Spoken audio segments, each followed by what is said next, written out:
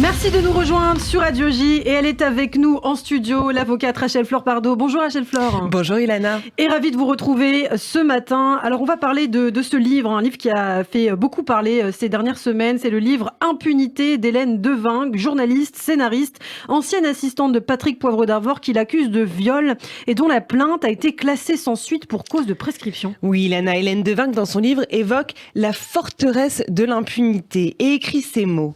Dès qu'il s'agit de crimes sexuels, la justice semble empêcher, elle ne répare pas, ou si peu et si rarement, elle ne protège pas, et surtout elle ne dissuade pas. Ou plutôt si, à l'envers, elle dissuade surtout les victimes à porter plainte.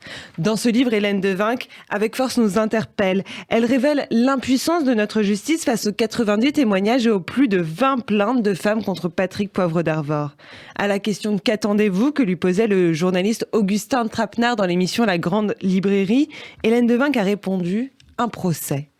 Le procès, c'est l'enceinte où les paroles se confrontent, c'est le lieu de la réponse des pays civilisés à la violence. Mais trop souvent encore, prescription oblige, notre cadre juridique ne permet pas aux affaires de viol et d'agression sexuelle d'être examinées par le juge pénal. Hélène Devinck se fait ainsi l'écho de toutes celles qui, au-delà de la violence qu'elles ont subie, racontent l'autre épreuve, celle du classement sans suite pour prescription, comme si leur histoire, leur douleur n'existait plus et ne valait plus la peine d'être entendue. Alors justement, en réaction à ces propos, Rachel-Flore, vous avez ce dimanche publié un article dans le journal du dimanche dans lequel vous ouvrez une voie pour vaincre l'impunité. Oui, trop peu le savent, mais la prescription de l'action pénale n'affecte pas l'action civile qui oblige celui qui cause à autrui un dommage à le réparer. Cette action a des règles de prescription différentes. Au lieu de faire courir le délai à compter de la commission des faits, il ne court qu'à compter de la date de consolidation du dommage. Et tout est dans ce mot, consolidation. La consolidation, c'est une notion médico-légale qui vise le jour où le traumatisme subi a terminé son œuvre.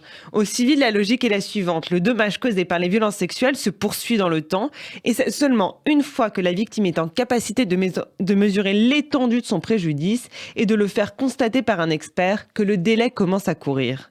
Nous sommes là au cœur du sujet, toutes les victimes le disent. Leur douleur, leurs blessures, leur traumatisme ne s'arrêtent pas au délai de 20 ans pour les viols et de 6 ans pour les agressions sexuelles. Il dure, il meut, il s'aggrave. Parfois, il s'est enfoui au plus profond de l'inconscient et ne ressurgit que des années plus tard. Comme l'a rappelé la Cour de cassation en juillet, il touche autant l'esprit que le corps. Alors en réalité, le dommage causé par les violences sexuelles est tel qu'il empêche, devant le juge civil, toute impunité. Et justement, une question revient de plus en plus dans le débat public. Certains militent pour l'imprescriptibilité des violences sexuelles. Alors, qu'est-ce que vous en pensez ? Si la question de la prescription se pose si souvent dans les affaires de violences sexuelles, c'est parce qu'elle se déroule le plus souvent à huis clos, loin des regards, dans l'intime, et que le moment de leur révélation à la justice repose alors entièrement sur la parole des victimes. Or le silence, pour reprendre les mots d'Hélène Devinck, le silence issu de la honte et du rapport au pouvoir, c'est la banalité du viol. Mais si je soulève ici la question de son point de départ, la prescription reste un principe juridique dont notre justice a viscéralement besoin. Elle est souhaitable en ce qu'elle incite les plaignantes à ne pas se maintenir dans une procrastination délétère. En pratique, plus vite on saisit la justice, plus on parviendra à réunir de preuves, car le temps efface autant les preuves matérielles qu'il obscurcit la mémoire des témoins.